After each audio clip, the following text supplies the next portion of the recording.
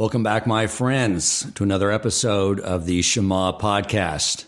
I wanted to tackle something with you guys.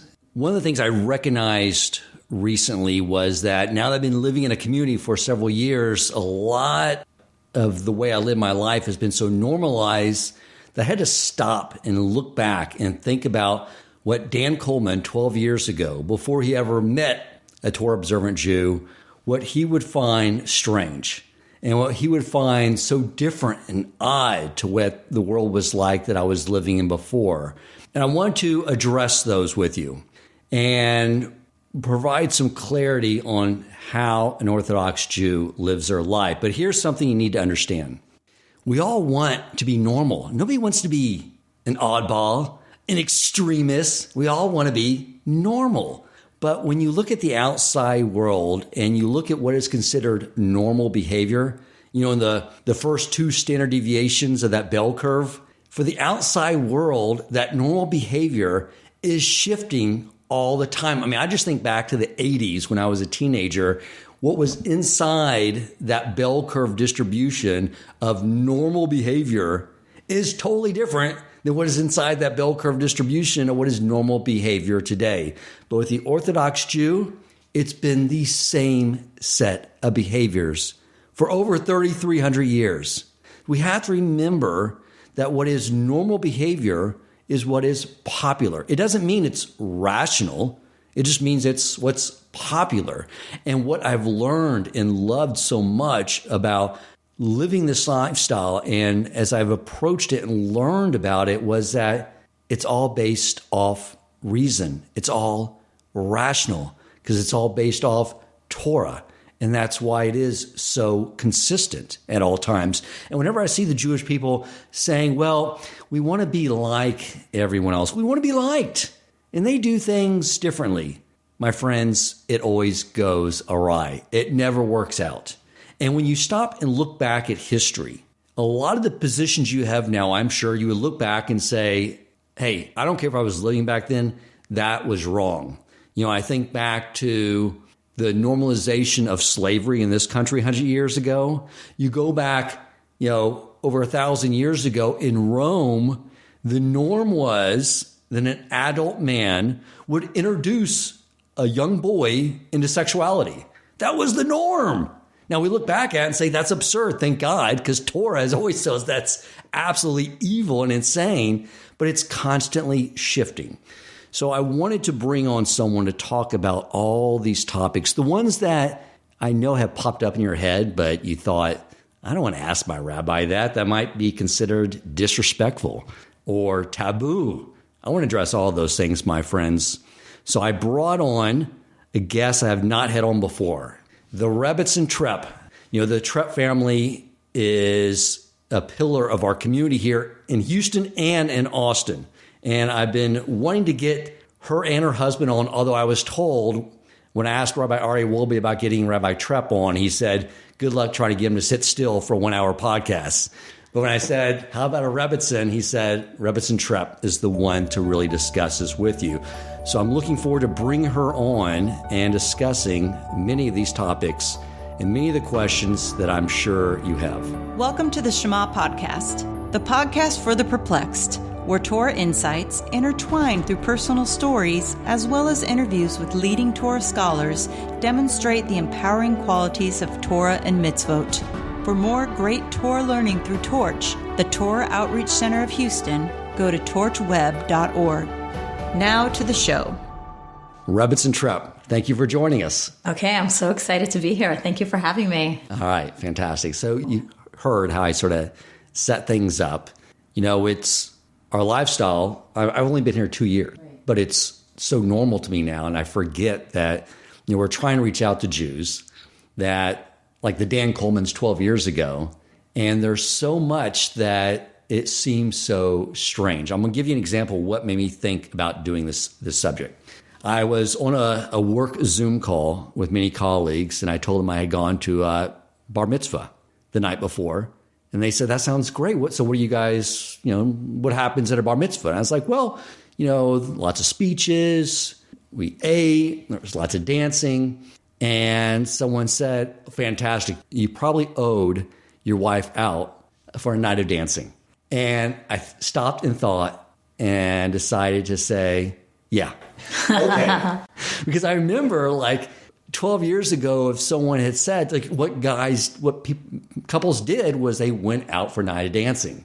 That was the romantic way of spending time together. When I was dating Shauna, she always wanted to go out dancing. And quite frankly, I hated it. I was so excited when I found out men and women are supposed to do that. I was like, yes, because that was like the worst thing I had to endure.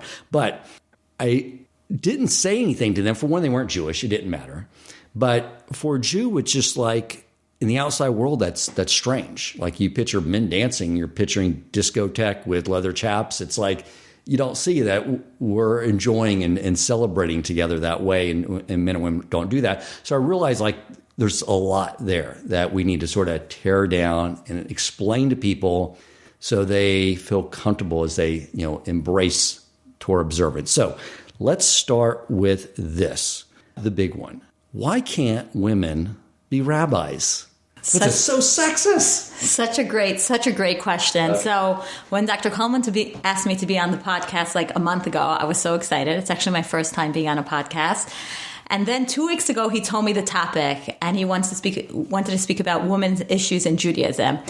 And so many actually thoughts went through my mind, like, because actually I grew up religious. I went to Beis Yaakov. I grew up in Borough Park, New York. But as I grew up, I struggled with many things as a Jewish woman. And I was wondering if I should be straightforward or, just give all the answers, like the correct answers. I decided I'm going to be authentic. I'm going to be vulnerable, and I'm going to be honest about my struggles and my amazing beauty that I found as being a Jewish woman. So for tackling the first question, I like to look at women's issues in Judaism as an iceberg. And when we see an iceberg, what do we see? We see the tip of the iceberg on the outside above the water, and underneath there's a massive, massive piece of ice that we cannot see unless we go down, we search, and we figure out how to see it. But it takes a lot of searching, questioning, being unhappy with answers till we get there. And I was thinking about what is underneath there? And it was interesting, actually, just this Friday, an old student of mine called me up and she's like, I have the greatest news for you. And I figured she'll probably tell me that she's pregnant. And of course she did. And she's like, I'm pregnant. And what happened was she had gone to the mikveh for the first time after her wedding, right after Yom Kippur. She got married and she didn't go to the mikveh for a couple of years. And she decided she wants to start a family and she wants to go to the mikveh. It will be very, very special. So she went to the mikveh on Yom Kippur, and then she became pregnant right after. And when we're discussing what it means to be a woman, what is a woman's role?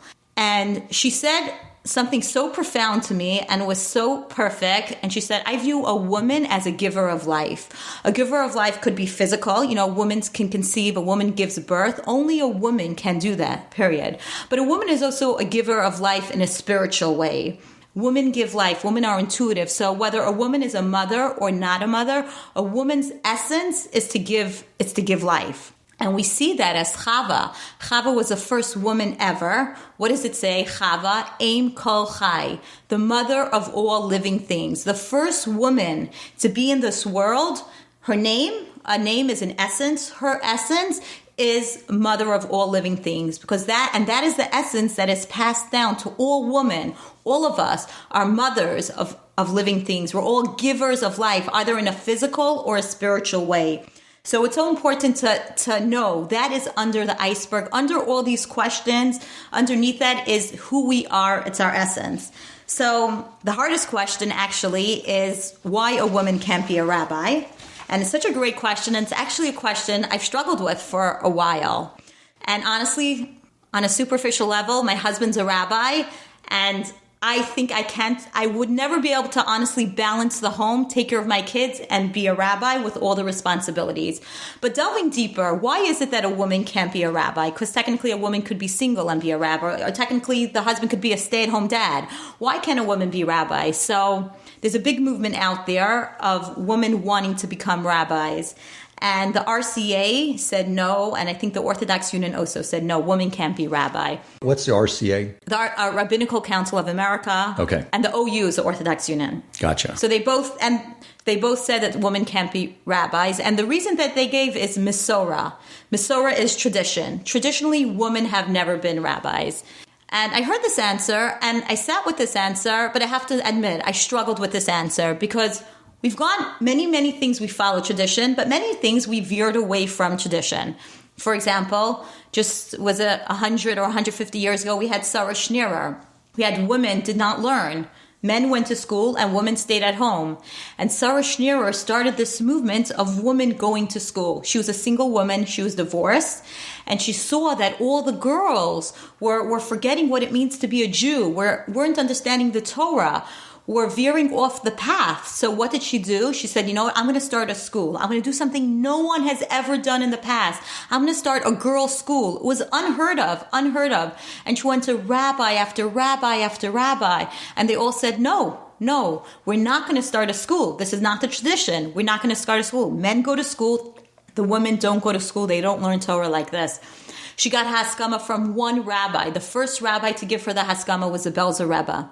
And she started it. And she started the school. And it grew. And it grew. And women, and it was started with girls. Girls came and they wanted to learn. They soaked in the Torah. They wanted to learn more and more and more. And it grew and it grew. And it got 1,000 students and it was growing. And more rabbis said, yes, I stamp this. I give my approval onto this. Girls should go to school. Girls should learn Torah. Until today, now in America and all over the world, there are girls' schools, there are Beis Yaakovs, and all different names of girls' schools where girls learn Torah. That is part of the traditions. Girls, just like boys, girls learn Torah too. And that was something that Sarah Schneerer changed. And it was difficult, it was challenging. So when I compare that story with Sarah Schneerer and women wanting to become rabbis, I'm trying to ask myself honestly, what's the difference? And perhaps this is just my thought. Perhaps it's the essence of the reason why. Perhaps Sarah Schneerer wanted to do it because she knew the essence of a woman is Torah, wanting to learn Torah, connect to the Torah, and she saw the women were losing this, so she started the school. On the other hand, perhaps maybe we live in a society where, with women's rights and feminists and all that, which comes and brings good stuff too. But perhaps the reason why the women want to be rabbis is more because they want to be like the men. And if you're wanting to be like a man, first of all, you're taking away from what it is to be a woman. And second of all, you're not coming with the real reason. You know what? We're not coming with, I really want to have a relationship with Hashem. You're coming with, I want to have this position. And that's what, perhaps I think that's the reason of the block why women are not being rabbis. But honestly, I believe and I think that if their real reason is because they want to be close to Hashem and they want to have this position and they want to delve deeper, help build Bnei Yisrael, help build the Jewish nation, then I believe over time the truth will prevail and over time this will become more accepted. But it has to be from a place of truth because truth always stands. Sarah Schneerer, when she started, they said no, but it was the truth. So she prevailed because she came from a place of truth. If these women are coming from a place of truth, I personally believe it will become accepted. If they're not coming from a place of truth, then I don't think it will ever happen because truth always prevails. And when you have a position where you're connecting to God, to Hashem, and having such a special position, it's so important for it to come from a place of truth. That's a great point. I do sort of always, wince when I hear, well, we're just doing it because it's tradition. Because typically when you hear that from a rabbi, it means it's a tradition that originated at Mount Sinai. So then, that's a tradition. Right. That's directly from the Almighty. But, you think about some things that were tradition, like men having multiple wives. That's a tradition that ended because it doesn't say in the Torah, you must have multiple wives because mankind would have gone insane and the world would have fallen apart. So that is interesting. Is it something to do as well? Part of this tradition is that one of the things I really have appreciated about the way Torah Judaism approaches marriage is that there's some mitzvahs that the wife does, and there's some that the men do. But really and truly, when you're married, you're doing both. Right. Like just as Sheva is lighting the Shabbos candles, I'm davening. We're both doing those mitzvahs because it's sort of like a delineation of responsibilities. Right. And is there something to that the man is out teaching Torah to people outside of his family, and the mother's teaching Torah to her children and sort of being a rabbi of the household. Is there an aspect of that is where maybe this tradition got built in? Right. So honestly, I don't see it like that, because a woman being a rabbi is a different position than a woman teaching Torah. A woman can teach Torah in the house and out of the house. We have many men who work and they're accountants and lawyers, and you find the wives going out and teaching Torah because that's what talks to them. So women can go out and teach Torah, but having the position as a rabbi and leading a synagogue is where women can't stand. But women have taught Torah throughout history and continue to teach Torah. So I don't see it as, separation. Okay. I see it more as Masorah, as a tradition, which is, to me, it's hard because, like you said, so many things have veered from Masorah, and that's why I think it's something deeper. It's Masorah, and that it has to come from an authentic place. Right. Okay. That makes sense. I mean, here you are. You're teaching us Torah. I mean, you are a rabbi. Isn't that what the word rabbi means, is teacher? Probably, yeah. And I feel like we live in a society where so much we're told as a woman, you have to be like a man, with this feminist movement, which has done a lot of good for society. But it's so important to understand the differentiation where we come with our gifts. I mean, women, a giver of life. I mean, I couldn't think of any better essence for a woman than that. And to embrace our role. Now, in the past, like, for example, putting on tefillin is a man's mitzvah. And women don't have to do the mitzvah. In general, women do not. But if a woman feels very, very connected to doing the mitzvah, she can. Okay. So the point is that the reason why she would need to do it is not because, oh my gosh, I want to be like a man. She needs to do it because this is how I connect to God. So it's so important when a woman does something that is not typical, more like a man does, it's important for her to take a step back, look into herself honestly and saying, am I doing this because I want to connect to God, or am I doing this because I want to show that I'm just as good as a man? But you are just as good as a man. We're just separate and equal, which is the wrong message. Right. Amazing. Okay. A great point. I didn't even realize that women were not being educated for so long. Yes, it's crazy. Yeah, it's hard to imagine. But women all over the world weren't being educated because I guess we were just busy with doing laundry and just upkeeping a house. And it's all changed all over the world. And I guess at the time of Rationale, it changed for the Jewish people too. Well, because the women are the spiritual center of the home. And to not be grounded themselves in a deep understanding of Torah, it seemed like the fabric of the family would sort of break apart. Like if she didn't know, like, where's my husband this evening studying again, or infusing that in the children, I'm really sort of shocked that that's a new thing that just started a couple hundred years ago. Yeah.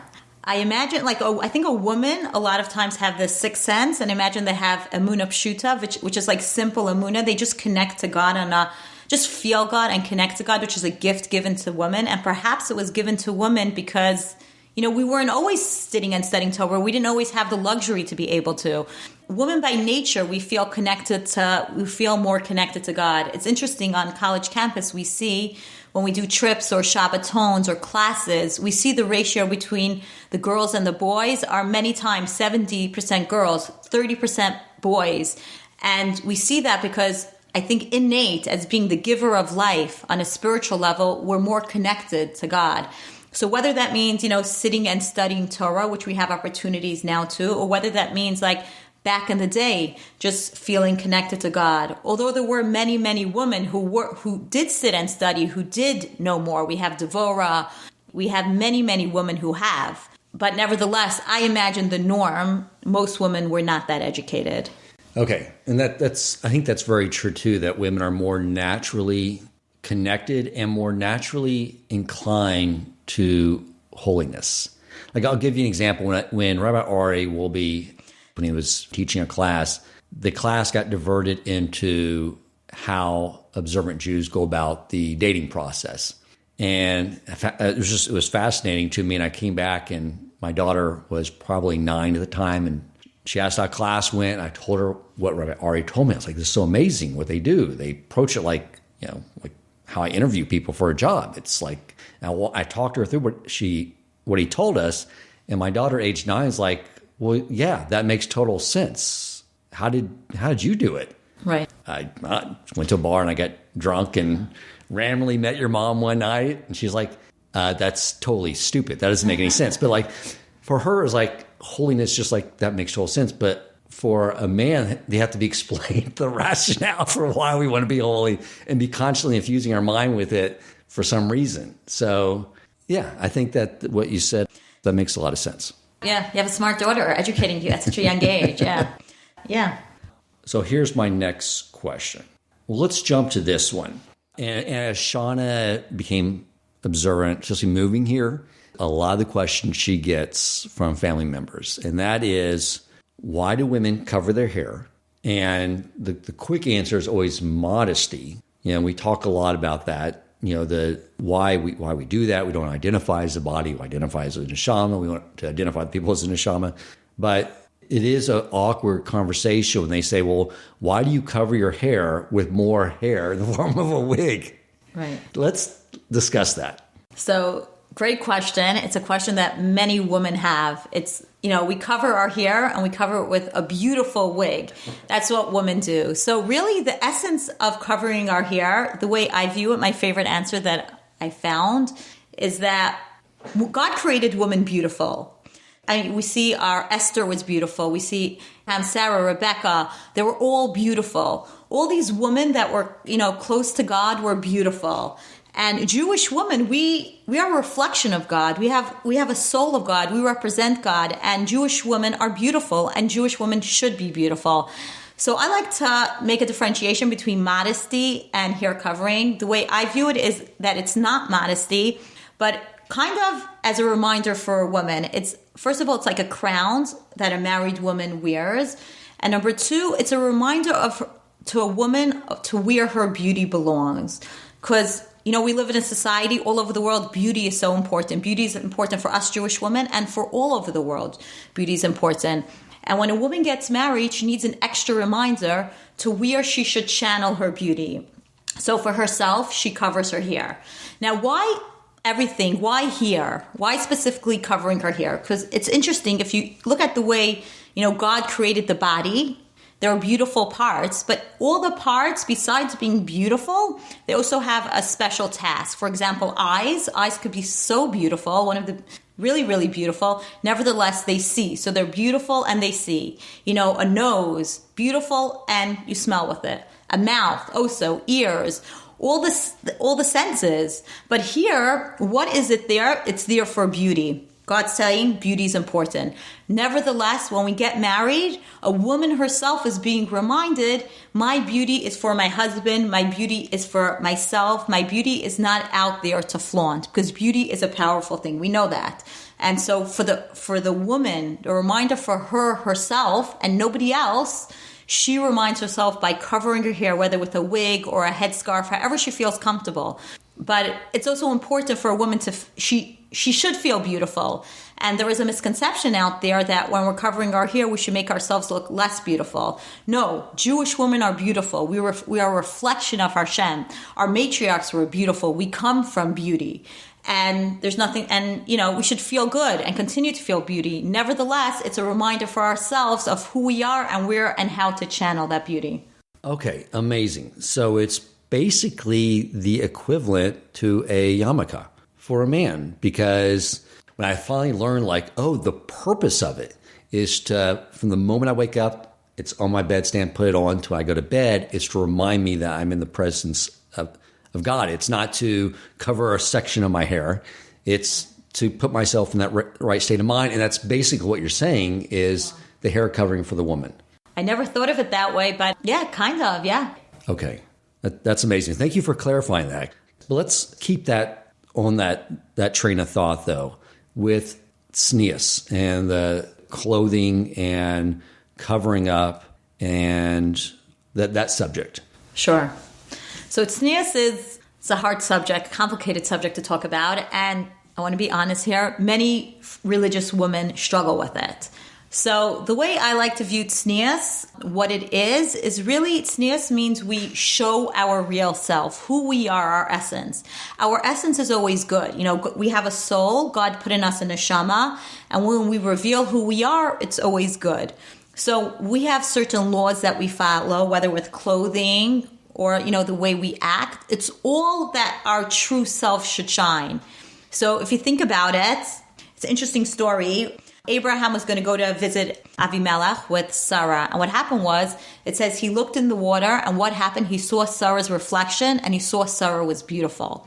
Now, Abraham and Sarah were married for years. He didn't know she was beautiful. Like, he had to wait to look in the water before visiting Avimelech to see that she was beautiful. Like, what's going on here? So the rabbis talk about it, and they say something mind-boggling. He looked in the water, and he viewed Sarah. How would Avimelech view her? How would that nation view her? Now, he views her. How do I view her? I know she's a beautiful woman, but I know her essence, her what's inside of her, her soul. She is such a beautiful woman. Inside of her, who she is as a person is so, so beautiful. And that beauty is so overpowering that sometimes he didn't realize her outer beauty. It's like when you know somebody so well and you know they're an amazing and good person and you know them for years, and then somebody meets them and they say, wow, she's beautiful. And you have to think twice and say, yes, she is. But her inside is so, so beautiful. So that is what Abraham saw, her inside. And when he looked in the water, he was reminded, oh, she's so beautiful. You know what? Let me put her in a box because I want her. So he put her in a box when they went to visit Avimelech. So the concept here is that Abraham saw how, the world views beauty. He took a step back in how the world views beauty. And beauty is very enticing. And each of us, the laws of tznius are here to help us take a step back. That our inner self should shine so brightly and not our outer shell. And women should look beautiful. They should, tznius is beautiful. But again, it's important to remember that our true selves are shining. It's interesting, the student on college campus who's almost never seen a tznius woman, she told me the one mitzvah I want to take upon myself is I want to be tznius. And this always shocks me. I'm like, seriously? Because I grew up with it and sometimes I struggle with it and sometimes I don't appreciate it.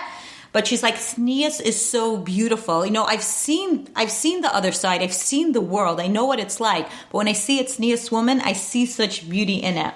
And it's interesting. This happens many, many times, actually, shockingly, that one of the first mitzvos that women are amazed and inspired by is how women dress modestly. And this always surprises me, but I've seen it on college campus. So tznius is beautiful. It should be beautiful, but it's also a protection. Right. I mean, we are pursuing spiritual growth, and we recognize that, we're neshama is experiencing life in this physical body. And so much of everything we do is focused on our inner growth, in our inner world, and that's what defines us. And the outside world has such a fixation on measuring people based off their physical attributes or their bank account. Right. and I remember, like, before I got my home gym, I used to go, when we were in Kingwood, to a Lifetime Fitness. And I was just starting to learn these concepts. And there, the suburban gym in Kingwood, the dress code was pretty much the better shape you're in, the less clothing you need to wear, And so the women would wear virtually nothing. The men would wear these tank tops that would, they'd cut down to where I was seeing their belly button. Like, I don't want to look at your belly button, dude. To me, as I was learning this, I was like, that's really sad, because all they see is a physical body, and they're wanting the love and respect of others by showing off their body, by defining themselves as something that's really in a state of depreciation that's going to end up being maggot food. And I think that's one of the things that women are naturally drawn to, because they know, like, I'm way more than just flesh and blood. 100%. And yeah, women do themselves the biggest favor when they're dressed tzniously, when they dress modest, and they know who they are, when they know what tznius is. They know that tznius means they shine and they're showing their true self. And yeah, you could compare it to like a Sefer Torah. A Sefer Torah is the words of God that God gave us, but we cover it. We cover it with a covering, and then we put it away in the ark. Why? Because it's so precious. It's so precious, and things that are beautiful and precious, we hide. We don't just flaunt them in the open. So it's hidden in a special place because it's so precious and so beautiful. And it's like, if I think about it, it's like if you have a ring, you give your wife a ring, so it comes in a beautiful case. Imagine she just takes it and just admires the case. Wow, it's black and it's velvet and feels so soft, and this is beautiful. I don't even want to open it. Right. That's when we just admire the body. But 1 minute, look inside, and inside is the most beautiful ring, and it's sparkling and it's shining and it's beautiful. You can't compare the inside to the outside. So that's what tznius really is. We're trying to allow our inside to shine, because our inside is so beautiful. Awesome. I think this is a good segue, although I wasn't really planning on going here, but I hinted at it already. But let's talk about the dating process. Sure. Because what you just said really sort of bifurcated and separated on how dating works in the outside world and how dating works in the Torah observant world. So in the outside world, what you do is, I mentioned, you go out and you look for the prettiest box, right? That's the analogy, like you just said. It's what you're doing. And they see what they think's a pretty box, and you look for a pretty box, and then you spend time with the pretty box, and then by the time you actually open the box, like, ew, I don't like that. Then you move on, repeat and rinse, do that over and over again through heartaches and moving in with people and moving out. Fortunately, I didn't do any of that, but I know that's the norm now. Or getting married and getting divorced and all these things. And then, in our world, what Rabbi Ari was explaining that day in class is it's a process of looking and finding out what's in the box. That's all it is. There's no touching. There's no anything to evoke emotion, which can cloud the intellect. You look at how we approach interviewing someone for a job. Like right now, I've been expanding the company, and I'm about to make a recommendation on 2 positions to the rest of leadership. Now, just imagine if I go to that meeting, which is this week, and I say, guys, got the perfect person for the marketing director. And they say, tell me. It's like, well, we went on the first interview. We went out and had some drinks together. Oh my God, he was so funny. We got wasted. It was like such a good time. I was like, oh, I love this guy. So we went out for another interview, and we went and saw a movie together. And we watched the movie, and afterwards, he likes the same movie that I like and the same actors. It was amazing. I was just like, I felt so great, And then the third interview, we went and had dinner together, and we both liked the same food. So I don't know. I think we should all make an offer to him, right? They would say, Dan, you're out of your mind. We want to know whether or not he has the qualifications and he's a good cultural fit to do the job and fit with us, right? But yet, that's how everyone in the outside world goes about hiring an employee. But when it comes to the biggest hiring decision you have to make, the one you're going to build a family with and spend your life with, it's all just based off like what I just described, right? So talk a little about that process, what it looks like. Right. So the dating process in the Jewish world it's not perfect, but the goal is to discover what's inside the box. So what there is usually there's a matchmaker, or there actually are professional matchmakers. People do that as a business. And then there are friends and people who know different people. And what they do is they say, hey, I know you. I know your essence. I know who you are. And I know this person. And, I know who he is. And perhaps you guys are a good match. So they ask about each other.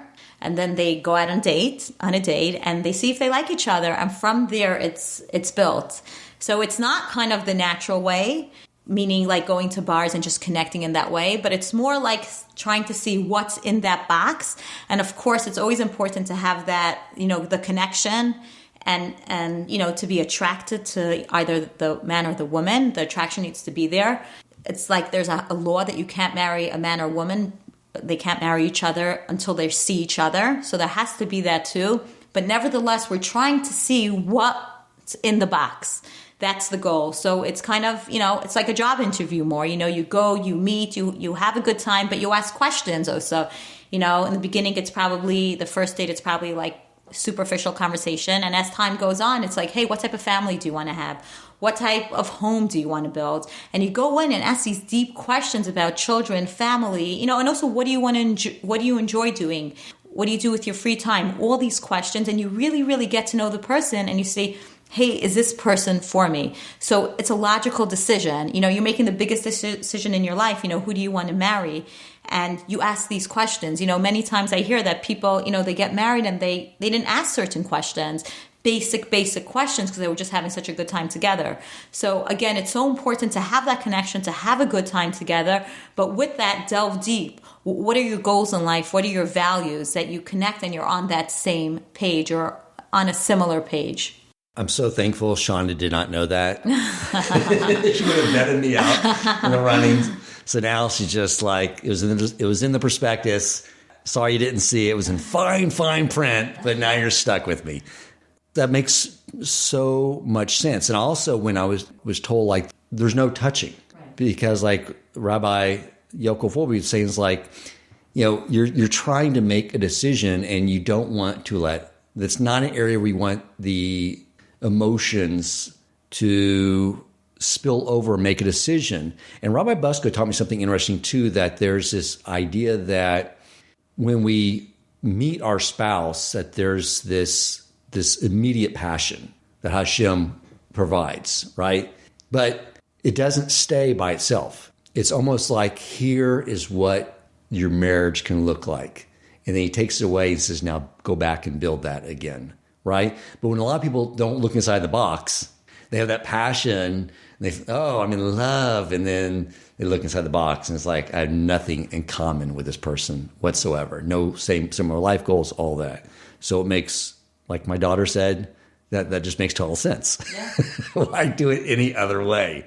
And I look at you look at the divorce rate in the outside world, and again, it's not perfect in the Torah observant world, but you can definitely see with the framework, if you were to objectively look and say, okay, I want to find out best practices, like in business, who's doing what right, I would definitely say, logically and with empirical evidence, that the way the Jewish community goes about it is the way to go. It's definitely best practices. I would think so too, yes.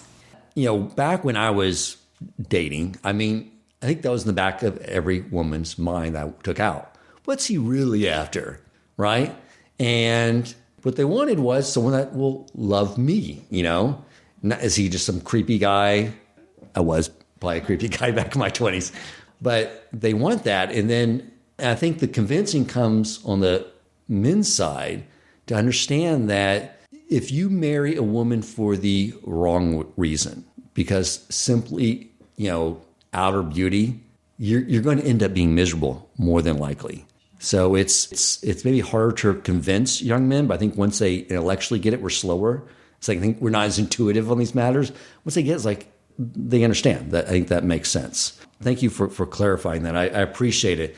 Let's talk about this whole thing of separation. Because I don't have an answer to this too, like about men and women dancing. And I'm not talking about like the type of dancing they do now where they're grinding up against each other and it's just crudeness. But I'm talking like my parents. Like, it was wholesome type, you know, dancing that their generation would do, but in this community that'd be forbidden. Why is that? So I would think like a husband and wife, if they want to go dancing somewhere together, I would think might not be the typical thing, but I would think that would be okay. It just more, I think it goes back to the value of tznius, that, you know, and you know, women are beautiful and we do these type of things more in private. But again, I wouldn't say it's against halacha. Okay. That if, you know, a man and a woman, a husband and wife feel like they connect in this certain way and they really want to, you know, this is what talks to them, I would say that's okay. Okay. We're not going to put up an event like that because, you know, a husband and wife's relationship is the most special thing. And again, it's private. It's done in private, you know, because just like a Sefer Torah is covered, you know, all these type of things are most special part of the relationship, you know, our special part. It's private, it's special, and we don't go out and flaunt it. So that's what I would think, you know, the reason that men and women don't dance together. But if there's an exception out there, it's not wrong. It's, you know, if that's what talks to a specific couple, you know, let them go ahead and do it. And then this whole idea of separation, like men not shaking women's hands. Talk a little bit about why we limit, let's talk about that, the touching and also just being separated. Right. So the concept of touch. Touch is so powerful. And the way to see it is like if you haven't been touched for like a week or two and somebody touches you, if you're just like conscious of it, it just feels so good. Touch is a very, very powerful form of love. And sometimes, we have to take a step back and like see it and understand it. But just think about feeling hugged. How good does that feel? How good does it feel when somebody pats you? I mean, these are really gifts. These are gifts like from God, how God created the power of touch to be so, so powerful. And because the power of touch is so powerful, there has to be some sort of like a safeguard, like a fence around it to make sure that we're touching the people that we want to have relationships with. So for example, we touch, we could touch our husband, we could touch, our children, a female could touch any other female, her father, anyone that she can have a close relationship with. People that needs to be maybe more business oriented or more just like friendly, there's no touch because touch changes the relationship. It makes it that much more close. And we don't want to a female doesn't want to have such a close relationship with a male that's not her spouse. That wouldn't be a healthy relationship. So because touch is so powerful, and sometimes we forget how powerful it is, but the truth is it is, and if we touch the people only that we want to have that close relationship with, that increases our relationship and makes us closer to each other. So it's really important to take a step back and realize that touch is so powerful, and it really connects us in such a powerful, powerful, powerful way, such a deep way. Yeah, that makes sense too. When people say like, what's the big deal? Now you're making me think like, well, when someone hugs their wife, it should be a big deal. Right. Like we've become so desensitized to so many things, like it should be, especially like I remember reading many years ago, Rabbi online answering a question on why men don't sit with their wives in shul and daven. And the rabbi was explaining, was like, I'm trying to connect to my creator. If my wife sitting next to me, I would be thinking about her. And the other party responded like, you can't control yourself that when your wife's sitting next to you. And he's like, no, it's so sad for you that your passion should be so much with your wife that you couldn't focus on the Almighty with her sitting next to you. And I think it is this whole idea of making certain things special, not desensitizing ourselves to them by separating them and reserving them only for the certain people. 100%. I want to get into also like the concept of handshaking, like you said. So some people actually handshake. I actually do. I'll shake a hand with if a male puts his hand out, I'll shake his hand. And so does my husband, Maishi. He does the same. So to me, I view it as just a gesture, just like saying hello. And the tradition and culture in America is that's what we do. And that's what we do. Finish. So I just shake. But some people don't. And a religious Jew won't do it to another religious Jew. But if you're doing it just to say hello and the other person puts their hand out, many people say it's okay to do. And that's how we go about it. And one part of it I love about the Torah is like the Torah is v'chai b'hem. We should live with it. And this is an example where it's like, the culture is, the tradition is, this is what we do. We put our hands out, and the Torah is v'chai b'hem. It should be beautiful, and we live with it. So, if someone puts their hand out, we put our hand out too. Some people don't, but, many people do. Okay, amazing. And I think the last thing I wanted to cover with you is the whole idea that, we don't put ourselves in situations where men and women are in a secluded with someone of the opposite sex. I think you would think this would be self-explanatory after all the Me Too stuff that came out, but go ahead and talk. I think it's self-explanatory now, but do talk about that. Right. So like we say, a woman's body, God created a woman's body very, very powerful. And it's a special gift given to a woman, and it needs to be used in the proper way. And because of that, it's like a safeguard. So many times we hear so many stories that this guy did this to me and this guy did this to me. And it's so important because it's such a painful experience to have to be touched, and we don't want to be touched because touch is so powerful. So we want to prevent all that. So to prevent that, we have certain laws about, when a man and woman are together, what to do to protect the woman really, that she shouldn't get hurt, she shouldn't get harmed, because women are special, and we want to make sure to protect our women. Women are special and they're important and they need to be protected. And that is a special safeguard. That it's interesting that the Jewish world has always had it since back in the day. And now the non-Jewish world is coming with the Me Too movement and all these stories that have happened. And they're like, wow, this happens. But, the Torah says, yes, it can happen. And we need to put safeguards out there to, so therefore we have certain laws about men and women being secluded in the same room and, having the door open or another woman or a man there to protect the woman. Rebbetzin, that was so amazing, so insightful.